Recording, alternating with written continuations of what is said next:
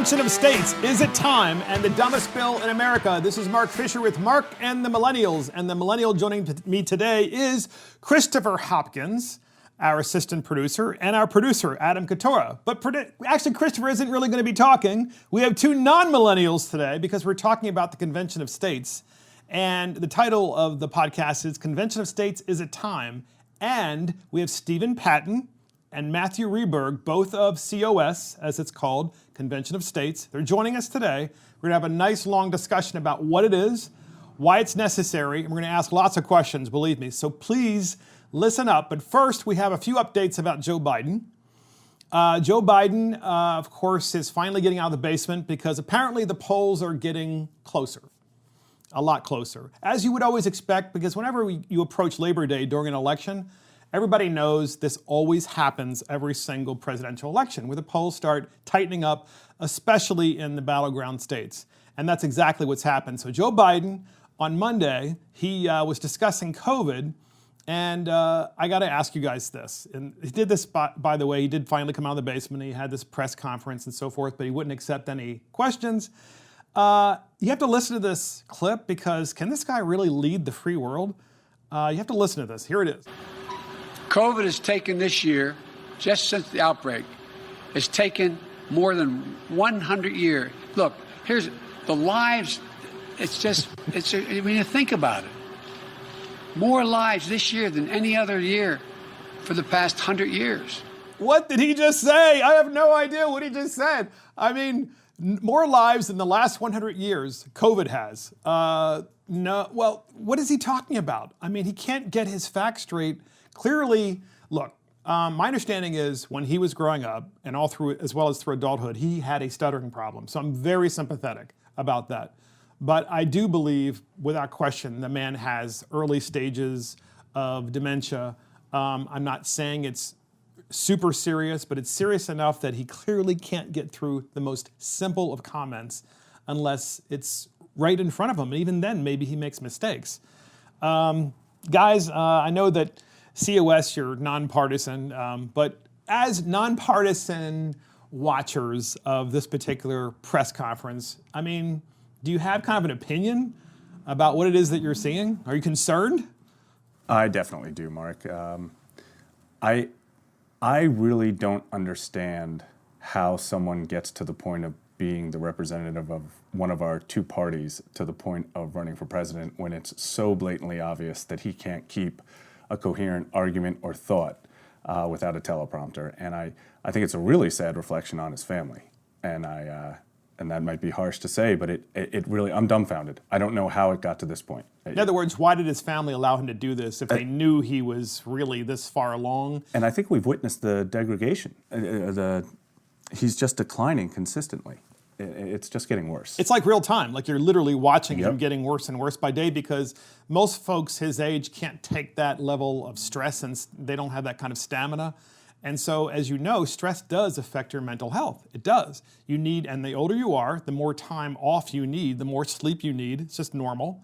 And Joe is still in great shape, by looking at him, but not his mind. What do you think, Matt? I will say that, I've heard Trump talk a few times, and there's certainly some questions about his ability to put together a grammatically correct sentence. That's a fact. Well said. But that particular clip on Biden definitely was incoherent. Although I will say that I'm not quite as old as him.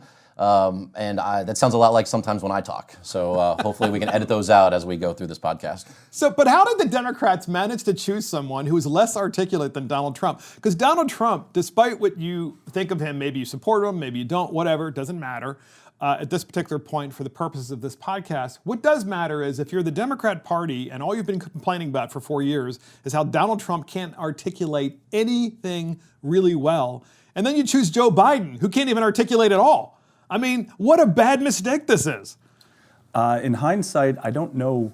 I know when it happened, when Bernie had some headway, Bernie Sanders, in the primaries after Iowa, and he started to get some headway. And then all of a sudden, for some reason, there was a shift in momentum. And I'm pretty sure that came down from on high from the Democrat Party. And I don't know exactly why, but all of it went from Bernie to Joe. They had a lot of other choices there, I think the only person out was Kamala, who ended up as the VP at that point. And to answer your question about right. how does the Democratic Party choose Biden? Because it's not necessarily about the politicians. The federal government is such a humongous organization with bureaucracy and non-elected personnel, non-elected representatives of the people. And that's actually why you're here. We're here. You invited us to talk about that as we get closer to the Convention of States topic. It's true, and of course that is true. We're going to talk about the Convention of States and is it time. We're going to define it and what it is. And but we have a couple more clips to discuss first, just for fun, because this is always a fun thing. So once again, Joe got out of his basement a second time this week, and this just happened actually. He gets out of his basement. He has a couple of pizzas in his hands. I don't know why. He's carrying pizzas. They're in the boxes nonetheless, but he's carrying them. He's dressed up in a suit and tie and looks like he's going somewhere to deliver them. I don't know why. And then there's a heckler. And the heckler hits Joe really hard, and it's actually quite funny. And quite frankly, it's also fair. It's also quite fair because the heckler is asking questions that I think that most people are thinking. Because the media won't ask Joe anything. And Joe's campaign won't let the media ask him anything either. Nonetheless, we have this clip, and here it is. Hey, Joe! You finally got out of the basement! Hey, Joe, who paid for those pizzas? Thank you very much for bringing Hey, Joe, who paid? Somebody gave us steak! That's right, Joe! Don't jump! Don't jump! Don't jump! You're fracking now, Joe! Thank you, sir. You're fracking now! You were against frack! Now you're for frack! So that was Joe saying, don't jump, don't jump. What did that mean? Don't jump. I don't understand. The guy was probably up on a balcony, and it was the only comeback he could come back with. The guy was probably leaning out a window or on a balcony, and that's what. Because the guy was out of camera. You couldn't really see him. And then the guy goes, oh, yeah, and also, Joe, first you were for fracking, and now you're against it. So, the media won't ask him, so now there's a heckler. Yeah, that's the fear of being a politician, is that you never know what you're going to encounter along the way. But I will say that these moments really tell a lot about the individual people that are involved in politics. When you have someone off camera or someone off a cuff that asks a question or makes a statement that is just almost kind of random, and see how they respond really tells where they really truly stand. It's so true. And I have to tell you something. Joe, of course, is finally getting out of his basement because the polls are getting closer, because both parties had their conventions. And the Republican convention caused a larger bump for their candidate than the Democrat convention did. So now, of course, Joe has to get out and actually campaign. And so you can use COVID as an excuse as much as you want as to why you can't get out and campaign. But the fact of the matter is, this is an election, and you still got to campaign. You still have to show up. So he's showing up. And another reason why he's showing up, and another reason why the campaigns are getting so close in the polls, is because of the simple fact that the Democrat Party won't speak up against the riots. I'm talking about forcefully and unequivocally. And so you'll hear little snippets where they're like, yeah, we'd rather people like it along, but it's Donald Trump's fault. And so what's happening is the media hasn't asked Joe any questions about this. And so Joe finally came out and he talked in his press conference about the fact that it's Donald Trump's fault because he's dividing the country. That's why we had the riots. But he doesn't really talk about his unequivocal support of the police. So why does that matter? Well, Kayleigh McEnany, the press secretary for the White House and for Donald Trump, she has a reporter that finally asks the question about riots and unrest on the streets. They haven't asked the questions at all about this. And I think because the press really thought it was going to help Joe Biden, that's not happening. And it's not happening because Joe isn't coming out and saying, these are bad, these are people that mean us harm, they're destroying this country. What have they actually built, any of them? Why don't we actually interview them? Instead of having these little sissies run away, which is what they do, they throw bricks at you and other things, then they run away. I mean, that's like a little child that does that. Let's have a conversation and talk about what you really are trying to achieve and what it is that you've accomplished versus what we've accomplished. Oh no, well the reporter has to ask Kayleigh McEnany about the Trump supporters who were in Portland, Oregon, and the fact that the Trump supporters in Portland, Oregon were allegedly guys, they were shooting paintballs, okay? Between you and me, as opposed to throwing frozen bottles of water and D batteries and the other things that the rioters have been pelting law enforcement with. Or firearms themselves. Right. Or firearms, yes. And in some cases, my understanding is they also were throwing like bags of their own feces and things like that. There have been reports of that as well. And so when I heard about the possibility that some Trump supporters were shooting these paintballs, my first reaction was I thought it was kind of funny because, paintball is kind of a fun sport. And it does show a little bit of a sense of humor because it's almost like you're making fun of these I'm going to call them sissies who can't have a conversation.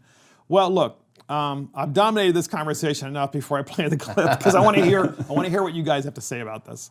Because it's hysterically funny to hear Kayleigh McEnany just kill it once again. And here it is. Video of them scuffling, shooting paintballs at people, getting in the mix with people. Is that patriotic activity? I don't think the president's seen that video, nor have I. But if you're going to ask about paintballs, it's incredible that for 90 days I've stood at this podium talking about officers who have been lasers flashed in their eyes in an attempt to blind them, commercial grade fireworks being thrown at them, a church right out here burning down, the people that were harassed and yelled at, Senator Rand Paul, Dan Bongino right out here. And you're going to ask me about a paintball video when in fact for 90 days we've seen horrific violence by Antifa, a radical anarchist organization. You're going to ask me about a paintball video I've yet to see, and neither is the president. Fantastic. I'm going to ask you about it, but you maintain that the people who went into the city to conduct that activity, they are The president's never seen that video. I don't even know if the people that you're referring to were a part of the paintball activity. But look, there's been 90 days of violence from left-wing anarchists. And it's incredible that today is the one time you're interested in a violence when it's paintballs and we don't even know who set off these paintballs, but you fail to ask for 90 days about violence from an anarchist organization. Yes. Oh, what a home run that was. Oh my gosh, way to go, Kayleigh McEnany. Who can bring it home better than she can? I will say, Kayleigh McEnany, no matter what you think of her and Trump and her responses, she comes prepared. I mean, she knows how to respond to any question at any time, at any moment. It is pretty amazing how well prepared she is for any of the conversations. As far as the rioting goes, I mean, I believe in federalism. I don't want the federal government stepping in. We're here in Maryland. I want Maryland to take care of Maryland business, and I think that should happen across the country as well. But not everywhere business is being taken care of. And I would like to see just the violence stop at whole, and let's get back to the civil conversations. Let's have that debate. Absolutely. Let's have that conversation. Absolutely. I find it interesting that they're reaching that far. That is so, yes, hats off to Kayleigh. She handled that spectacularly because I don't know if she knew it was coming or not, but what a way to handle that because, they haven't asked a thing about the riots for forever now. And the fact that they're going there, self-awareness is dead. You're going to ask about paintballs? People shooting paintballs? Yeah, they sting. I've gotten hit with them. They're non-lethal. So what happens? What happens when you get hit by a paintball? Explain that to the podcast listeners, because it stings. It stings. I was actually running. I used to be a big runner, and but I was running. It's not going to kill you. No, it left a big blue dot on my right buttock, and it stung. Paint. And Okay. it left a tiny quarter-sized bruise that lasted a day. And it's a game that people play naturally, but you're always supposed to wear headgear and then eye gear. You don't want to get make hit in the eyes with it. Yeah, But, Absolutely. But the thing is, most of the protesters, not most, certainly many that I saw, were wearing goggles. They were wearing goggles. Because they didn't want to be, of course, recognized, and maybe they didn't want to get hit in the eye with all of the fireworks and so forth, which is certainly understandable. I got hit in the neck one time with a paintball, and that knocked me down. But I got up and kept on fighting.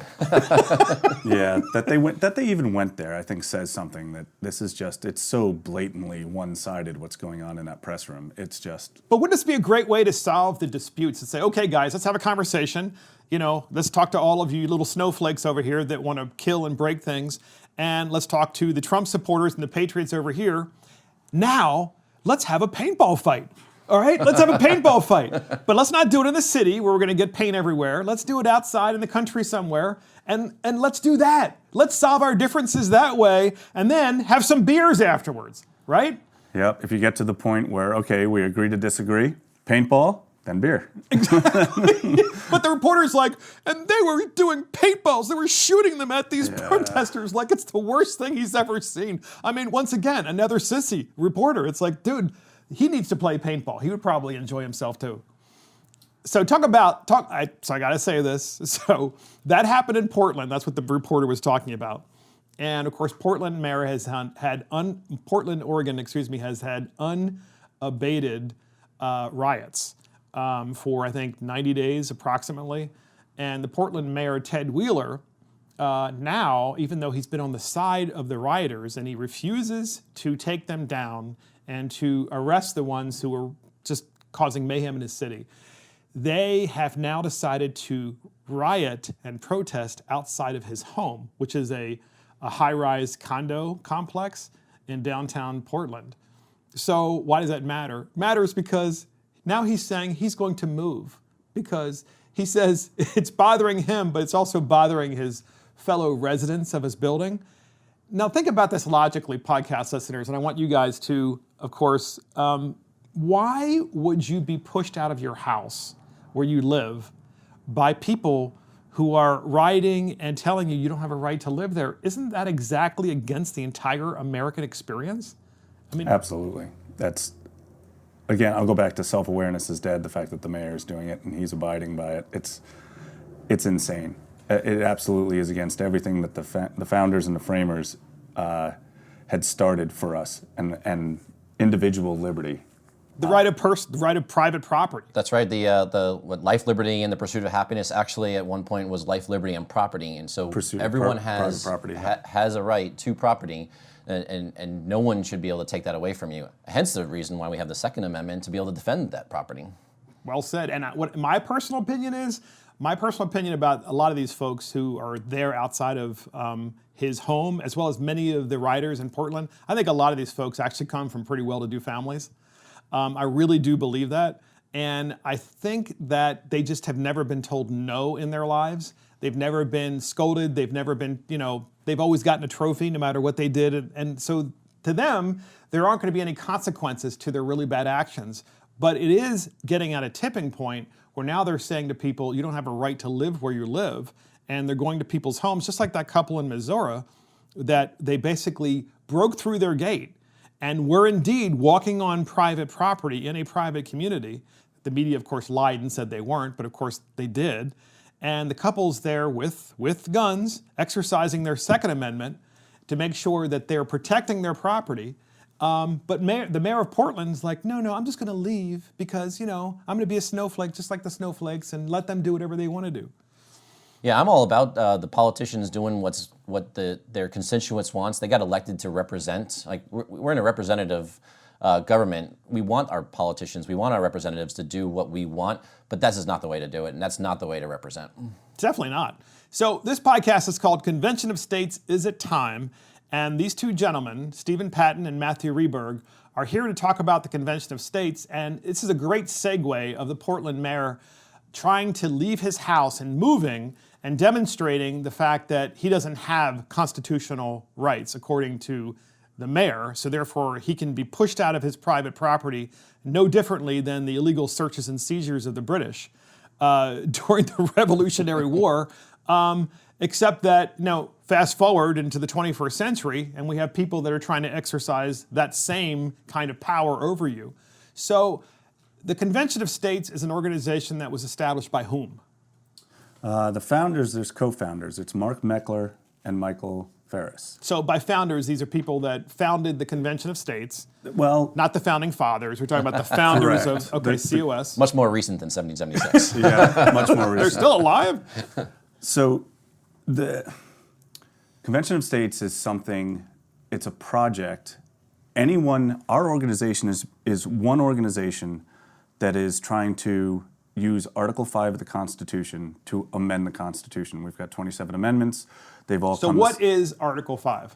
Article 5 of the Constitution is what the framers put in there to allow us to update the Constitution, to amend it. There's two procedures to do so. So there's a process in the United States Constitution by which it can be amended. And there actually are two ways that are defined. Are they both defined in Article 5? They are both defined in and Article 5. And what are they? Correct.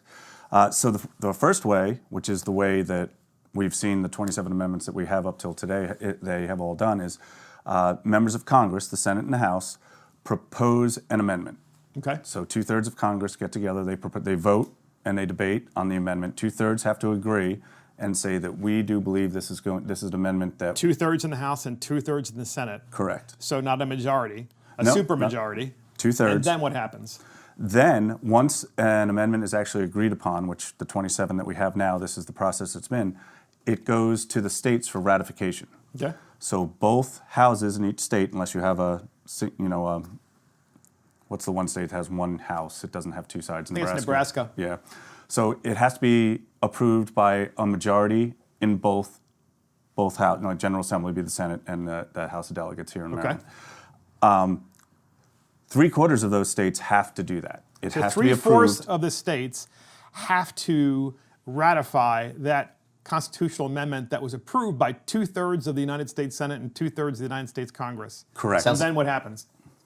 Then, if 3/4 of the states get together and the General Assemblies, the legislatures of those states deem it, 3/4 of them, and at this point would be 38, give it a thumbs up and say, yes, we approve, it becomes part of the Would the Constitution. governors of those states have to sign that legislation No. as well? No, it would just be the actual legislatures of the state. Correct. Interesting. And Okay. I mean, as complicated or as difficult as that process sounds, that's actually the intent. It is intended to be a difficult thing.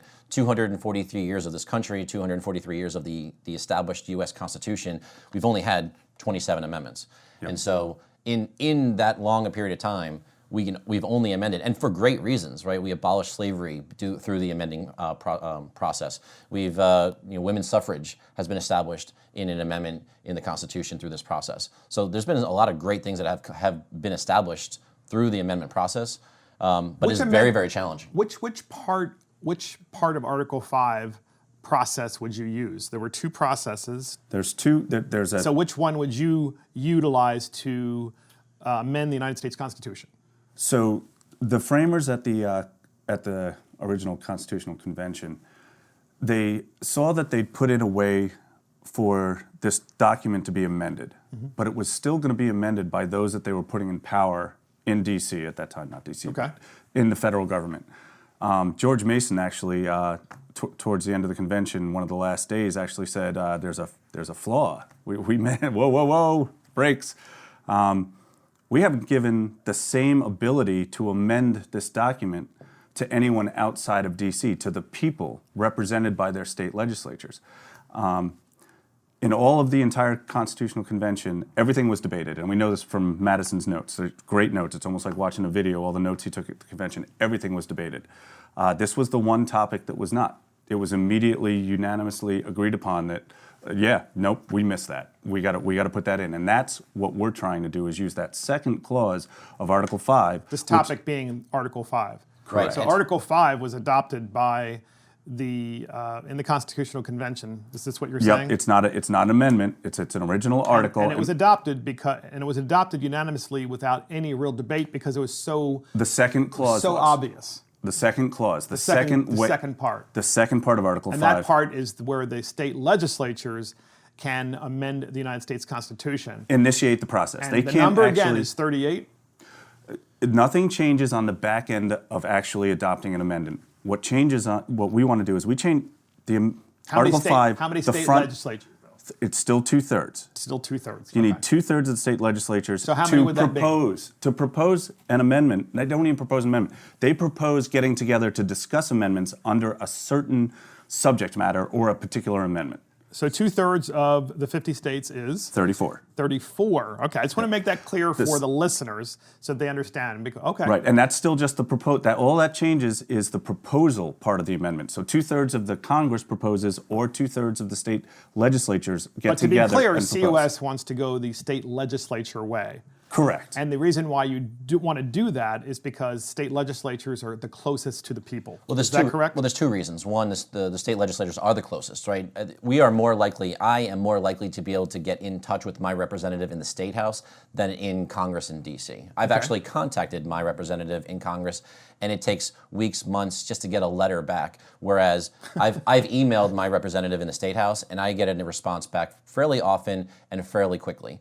So that's one reason. The other reason is this Convention of States movement specifically, it wants to apply amendments that are going to impact Congress. There is no way Congress is going to approve the amendments that could come out of this convention of states. Interesting. So now we've learned on the podcast what COS has to do in order to the mechanism by which COS has to Could I go add through one thing, Mark? to amend the Constitution. Go ahead. I just want to make sure that everyone understands that the second part doesn't change. Anything that comes out of a convention of states, amendments that could be proposed, the second half of Article 5 remains the same. It still goes back to the states to be ratified. We're not looking to call a convention where we talk about amendments, and anything that we vote on that's inside that convention suddenly becomes an amendment. It's still, everyone adjourns, and then just like all the other 27 amendments, they go back to the states And individually. then 34 states have to agree. 38. 30. 3/4. So it Oh, only then takes it's 38. only takes 13 states to say, nope, we don't like that. So I'll summarize and clarify real quick. 34 states, if they approve calling a convention, then it happens. That's where I was confused. Okay. Yeah, 34 states, when 34 states approve to call a convention, then it happens. But even though only 34 states voted to approve it, all 50 states are invited and will send a representative. So you'd be crazy if you were a state that said, didn't vote for it. We're not going to participate and vote for it. If it went forward and there were a constitutional convention, you'd be crazy as... Convention of the states. It's Correct. not a Sorry, constitutional Convention of the States. You'd be crazy not to participate. Absolutely. Who gets to participate? So the state delegates or the state houses of each state get to choose who and how they choose their representatives to go. They can send as many as they want, but every state gets one vote at the convention. And then after that, then it would go back to all 50 states and then 3/4 or 38 states would have to ratify any amendment. So this is a very challenging, huge obstacle to overcome. It's a huge obstacle. So we've learned how, the mechanism by which you can amend the Constitution of the United States, and we've learned how you guys want to do it, which is through the state legislature process. What are you trying to accomplish? Well, the Convention of States Action Movement, our movement, there are many, and there have been applications for a Convention of States over the course of the 243 years. I think it's 400 applications. 400 and change have actually filed. Our specific movement is trying to amend the Constitution under 3 subject matters: term limits for federal employees, or rather the you can see why Congress might not want to do this themselves. Right. The second is fiscal responsibility. So term limits for members of the House of Representatives and for the members of the United States Senate. And potentially Supreme Court. And the Supreme Court. Yes. Really? So we are not proposing specific amendments to establish the convention. That's what the convention's for. They're going to, whoever goes to the convention actually proposes and debates the amendments. So we're not proposing here on this podcast what those amendments would be. They could be term limits for congressmen, term limits for senators, term limits for Supreme Court justices. But what you are saying is there are 3 discussion points that the COS, Convention of States organization, would like to have a debate about at a constitutional convention, and one would be term limits at the federal level. What would be the second? Fiscal responsibility. So a lot of states in the country, and I don't know the exact number, but a lot of them have a balanced budget amendment in their constitution. The federal government, the U.S. Constitution, does not currently have that. Interesting. And what would be the third? Federal overreach is the broad topic.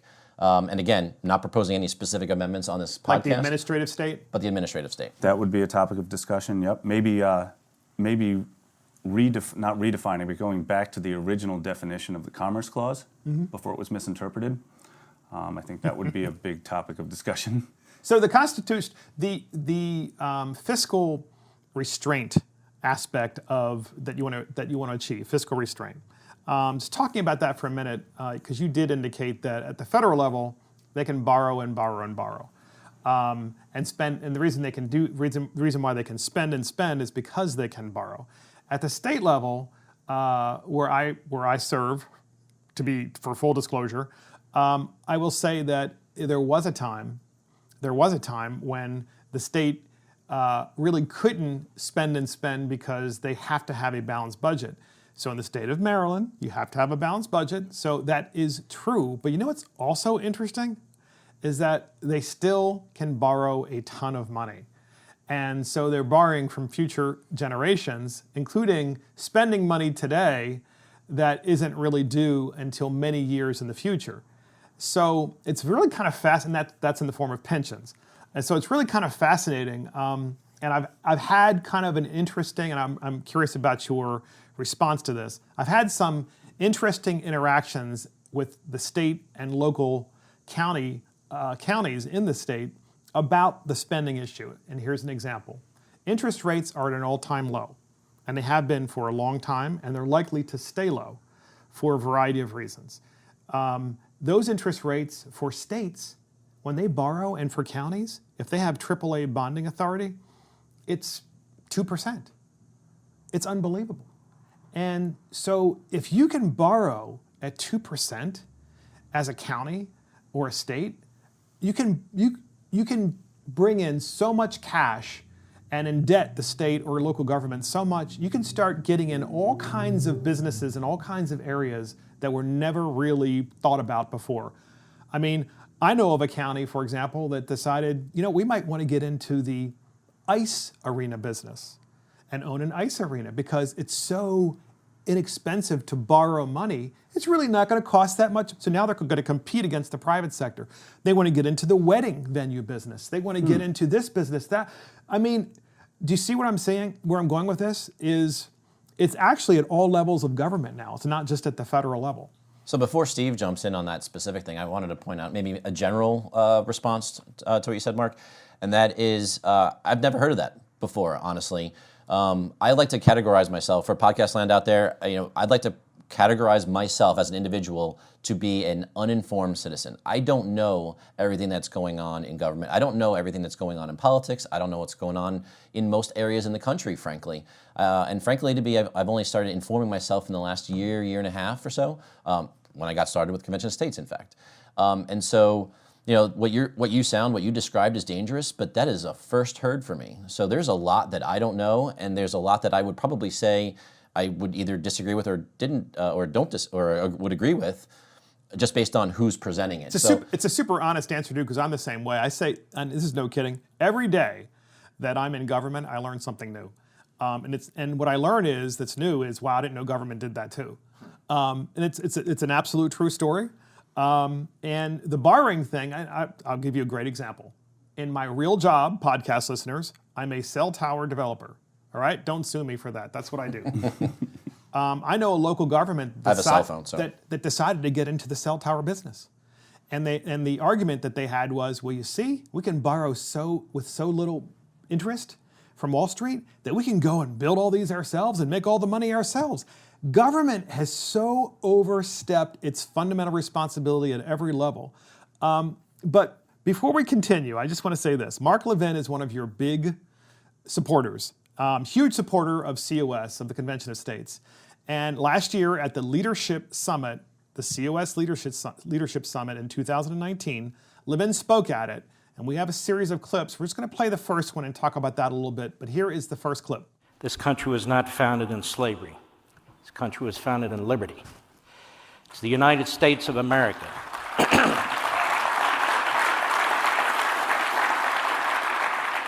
Other countries were founded in slavery, and slavery persists. Other countries were founded in the radical, progressive, Marxist, socialist agenda, and their people are enslaved. This is America, where people are free to be free. We are not witnesses to history here. We are history. What does he mean by that? His closing statement? Yeah. That we are history? Mark is a very large proponent of Convention of States. His book, Liberty Amendments, came out at the same time that Mark Meckler started the Convention of States. Mm-hmm. It was not, they didn't know each other were doing it, and they didn't know each other at all. It was just happenstance. Yep. Obviously, Totally they've organic. aligned since, but yep, nope, it was completely started on individually by them, each individual. I think what he means, the people who are active in Convention of States right now, Mark, are the people that are learning about our founding principles, our founding documents, and what made this country great from the get-go. We are citizen activists, that are trying to reach, teach, and activate. It's a three-word terminology we use a lot internally. We're trying to reach people with our message. We want to teach them about the founding documents and about what we're trying to do, and we want to activate them to join our cause, to be fellow volunteers as we are. And I think he was speaking to COS, the Leadership Summit. I happened to be in the audience that night. And he was speaking to us, and when he started the comment of, we weren't a nation based on slavery, the summit happened right after the announcement of the 1619 Project, which is an entity the New York Times, if anyone isn't familiar, the New York Times started to realign what actually the founding of the country. To say that America was fundamentally founded as a racist country, and it is fatally flawed and must be destroyed. Right, Yes. and that was just happening when he came to speak to us. And I really think he was talking to us because he saw it was a room of over 400, 500 people. You were there? I was there. Very cool. Yeah, I was in that audience. And he was talking to us because he knew that the people came from all over the country to Williamsburg for that speech, and we called it our Leadership Summit. So leaders were invited, Convention of States leaders, but anyone all the way down to the volunteer level could go if they wanted to. And we packed the room. We were there all weekend talking about different things that we're trying to do within our own individual states, but networking with other states in the movement. I think he was talking to citizen activists that he thinks could save this country. He, like you said, he is a big proponent of COS, so obviously. Interesting. Yeah. What's your take? Yeah, the big thing that he was talking about and what Steve was just mentioning is the reach, teach, activate. Really, the teach and activate aspect of it. I'm an uninformed citizen. I already mentioned that. I want to become more informed, and I think we all need to become more informed. We need, and frankly, honestly, Yes. no matter what side of the aisle you're on, I tell my students, I'm a teacher, I tell my students that if you see something on your favorite news station, it doesn't matter which one, no matter what you see, go find the clip yourself and watch the 30 seconds before and go watch the 30 seconds after, because you're not seeing the entire clip. Yep. Go read the founding document. Go read someone, if you like some comment, some argument, go read the counter argument. Whether you disagree with it or not, you can either strengthen your own argument or you can start questioning or start questioning the validity of your argument, right? So if you can strengthen your argument, great. If you can't, then maybe you have to consider alternative arguments. And then the last part of it is the activate. We just need more people. I mean, no one has time. Time is an enemy for everyone. It is. I don't Yes. have enough time to contact my legislator every single day, but the more I do, the more I get informed and the more my representatives can look out for me, for my best interest. So here's Levin, very good. Here's Levin, Mark Levin again at the COS Leadership Summit in August of 2019. And Stephen Patten was there, which is really cool. And Levin continues in his speech about the American experience and the Constitution of the United States. And he's speaking to the Convention of the States. And here it is. Constitution of the United States is the greatest governing document ever conceived.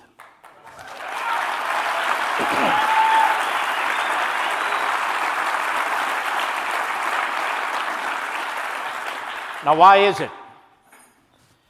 Because the Constitution of the United States is intended to protect our unalienable rights as set forth in the Declaration of Independence. This country is unique in that it values the individual.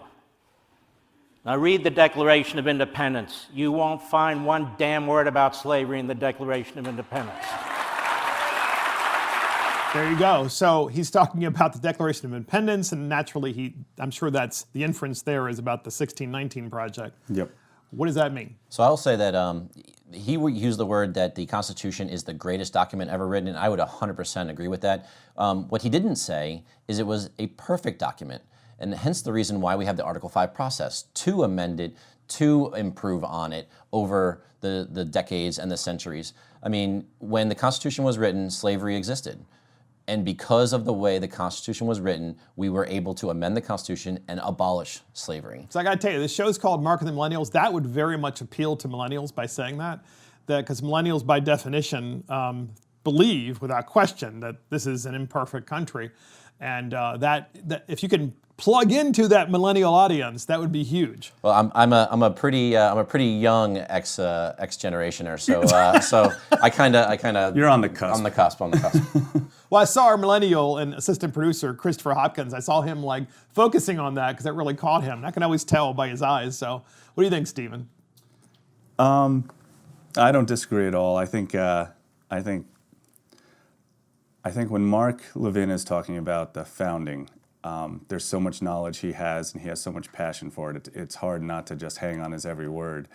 But I think the respect he has for the men, the framers that put together that document, and I agree with it. I think it is one of the greatest documents ever written. I'm a big fan of the Bible, but I think the Constitution's right up there with it. It was. Well, he called it the greatest living document. Okay. In other words, it's still in existence and living among us. All right, I'll give you that. No, because I was listening to him very carefully. Yeah. Because Levin is He's very careful with his words. He's very faithful and very careful. He yes. is. So, and he also knows who he's talking to. Correct. Yeah. So, and I don't disagree. I think the Constitution is a wonderful document, but I agree with Matt completely. They put an amendment process in there for a reason, because men are imperfect. We're fallen, and the founders believed that times would change, and there was going to need to be an amendment process, and they made it very difficult on purpose to amend the Constitution. But there is a way to do it. There's two ways to do it. We've used one way 27 times. And I think the framers intended us to use the other clause that we're trying to use just as often. So, Levin says that we are in a post-constitutional government era, that we really aren't a constitutional republic at this particular point in American history. And we have a clip of him talking about this at the very COS convention. Pretty fascinating, because I've heard him say this before, but I want you guys to comment on what you think that means. And here's the clip.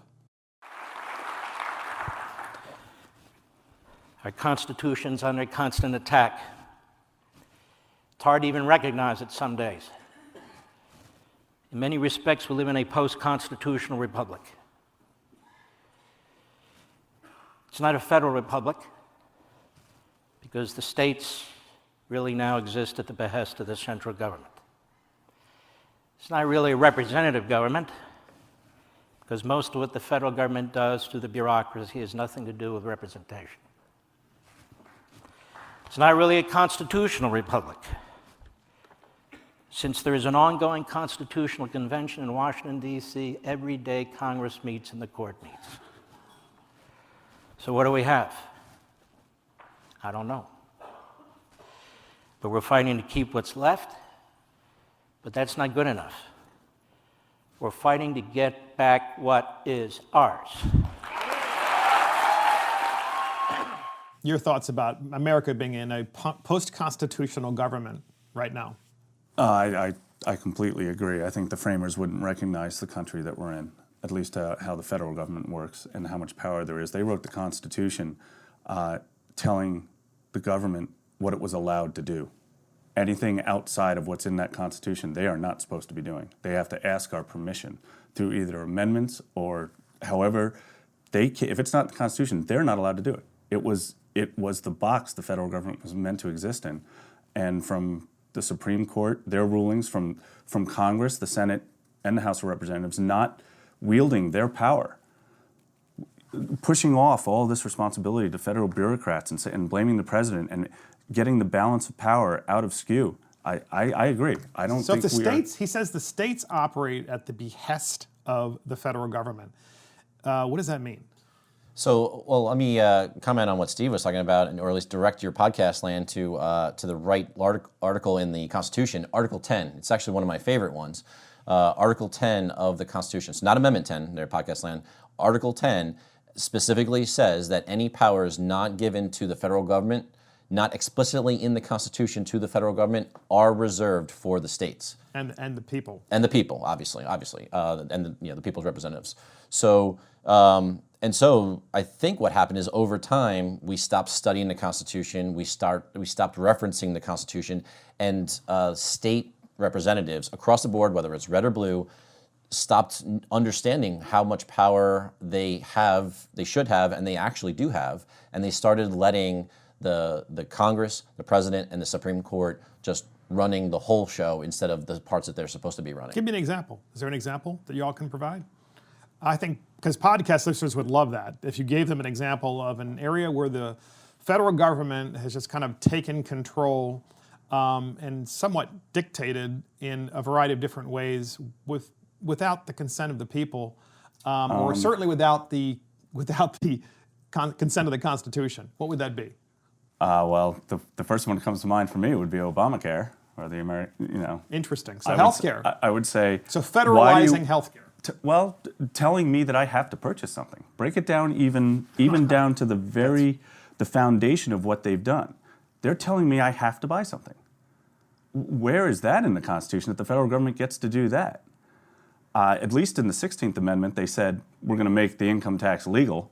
They amended the Constitution to garnish my wages. You know what's interesting about that is the left, and I know you guys are really the COS is very nonpartisan, but this is true. What I'm about to say, the left never understood the principled approach that so many people had against Obamacare, and that principled approach was just what you said, which is the government should not ever force its citizens to buy anything. You just shouldn't be forced to buy stuff if you don't want to buy it. It's like my money, and you go buy it if you want to go buy it, federal government. But of course, that would still the same thing because you're paying for it. I'll give you another one, Mark. Another example. A few years ago, I had to do a little research on this, and I literally only did a little bit of research on it, so I don't know all the details.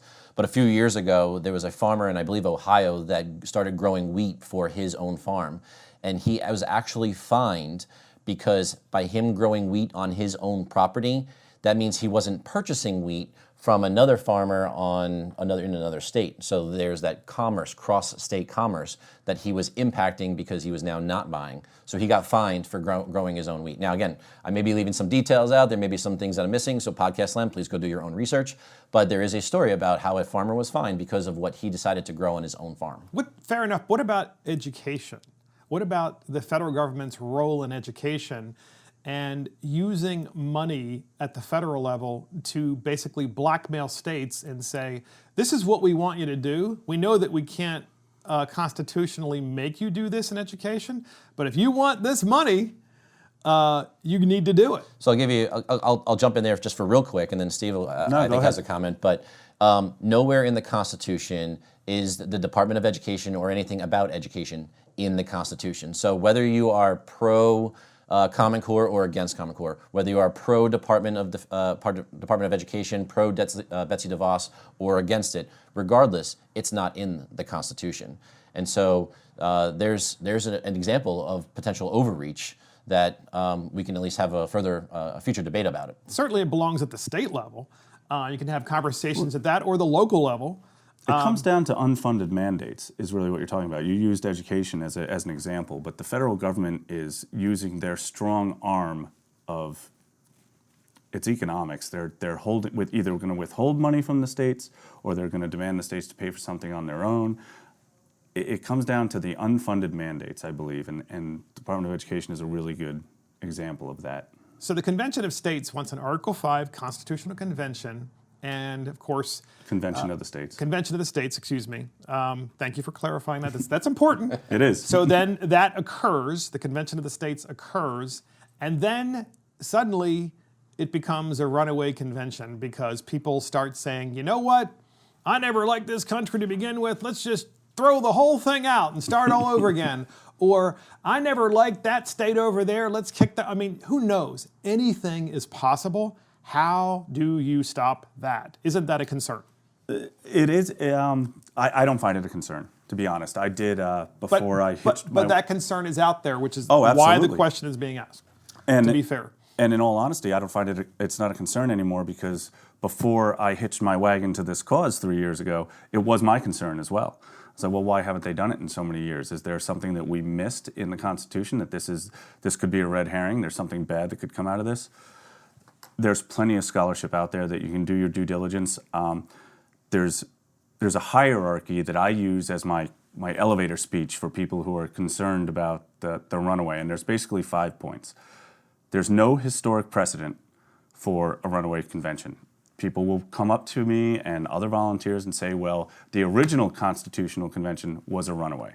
It was supposed to just be a meeting to amend the Articles of Confederation.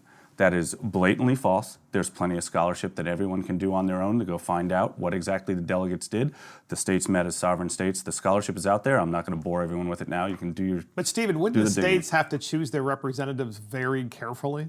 They'd have to be very learned and very committed and principled people.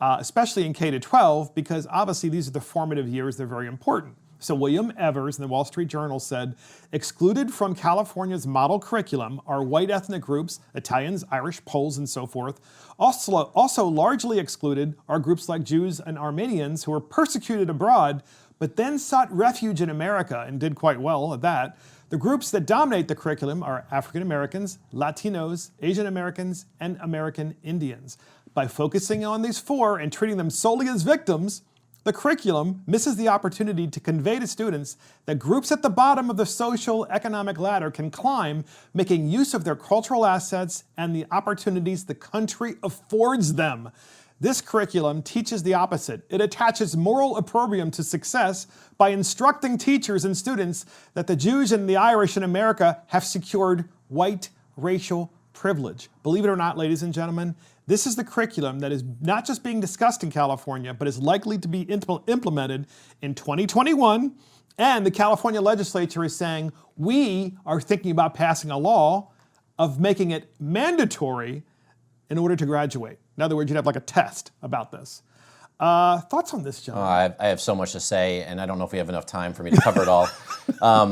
I firmly believe that the only privilege is American privilege. Just to be born in this country is a wonderful privilege and wonderful opportunity. And speaking of opportunity, everyone, no matter who you are, no matter where you come from, no matter the color of your skin or your gender or anything about you, you have the opportunity to do anything you want to do. You can become president of the United States, frankly. And so if you can do that, you can do anything. You can start a business. You can become a teacher. You can join the military. You can volunteer. You can do whatever you want to do. It's just the land of opportunity. And if you focus on being a victim, then you're not going to be able to take advantage of the opportunities that the country that affords you. Go ahead, Stephen. Really curious. I'm dumbfounded. I know, it's amazing. It's a real thing too. This is coming from the people who lecture us, and I imagine it is. I don't know personally, obviously. The people lecturing us about that race doesn't matter have picked the races that are more important than the other races. Am I interpreting that correctly? You are. That's exactly what they want to do. So there are people who have certain skin color that are more, their victimhood is more important than other people's victimhood? Yes. Okay, so we're no longer focusing on the American experience and teaching the history of success and how to be successful, no matter what your color or creed. We're now teaching that your experience is more important than my experience because of the melatonin content of your skin. That's exactly right. I'm dumbfounded. And they're ignoring It's how you grew up. So you could be white and have grown up incredibly poor and incredibly underprivileged because you had you're raised by a single mom, your father is incarcerated. I mean, there are plenty of these stories, and you were super poor, and you were constantly kicked out of your house because you didn't have any money and so forth. But no, it's just because of the color of your skin. I was just going to add that they're focusing on this in their education system, but they're not spending enough time worrying about reading, writing, and arithmetic. Right. Yes, and Williamson Evers of the WSJ goes on, he says, the new curriculum doesn't give a balanced picture of America, and in these racially charged times, it could ignite truly ugly disputes. Yeah, no kidding. Perhaps worst of all, it gives short shrift to minority achievement and deprives students of the optimistic view of America. Following this curriculum, students would have no basis on which to understand Frederick Douglass's defense of the United States Constitution as a glorious liberty document and his celebration of the potential of a country based on natural and inalienable rights. Incredible. I mean, just the hair rises on the back of your neck, and the fact that California doesn't understand that their curriculum, even as it stands now before this change, is what's creating all these snowflakes out on the street, the America haters. And they're the ones who are dividing people. They're dividing people every day. And so look, podcast listeners, we're going to finish out the podcast with Thomas Sowell of the Hoover Institution talking about victimology and the way it has affected the black community.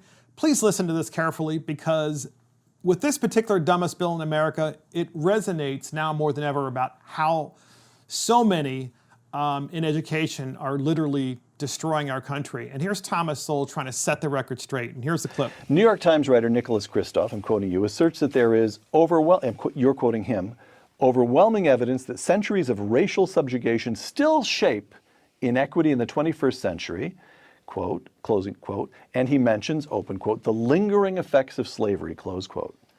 And now this is Tom Sowell. If we wanted to be serious about evidence, we might compare where blacks stood 100 years after the end of slavery with where they stood after 30 years of the liberal welfare state. Yes. Explain that. Well, in 1960, which would be almost 100 years after the end of slavery, 22% of black kids grew up in homes with only one parent. Just 22%? Yes. 4 out of 5 were in homes with both parents? Yes. 30 years later, after the liberal welfare state, that number had more than tripled. And so I said, well, let us compare, if we can speculate on how much that 22% was due to the legacy of slavery. But we know that that tripling was not due to the legacy of slavery. It was due to the legacy of a whole different set of policies. Yep, and that is Thomas Sowell just kind of setting the record straight about what the liberal welfare state has done to the black community.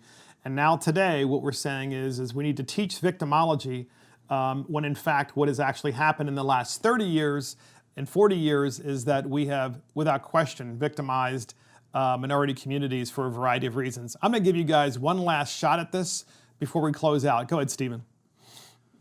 I'm a huge Thomas Sowell fan. I think he's an absolutely brilliant person. I believe that's a clip from Uncommon Knowledge, if I'm correct. Yep. Yeah, my closing remark, I'd like to, if I could I read something from John Jay? Because I really don't even want to discuss that bill. Sure, that quickly, go ahead. I will. So John Jay, one of our framers, said something at the close of the Constitution. Every member of the state ought diligently to read and to study the Constitution of his country and teach the rising generation to be free. By knowing their rights, they will sooner perceive when they are violated and be the better prepared to defend and assert them.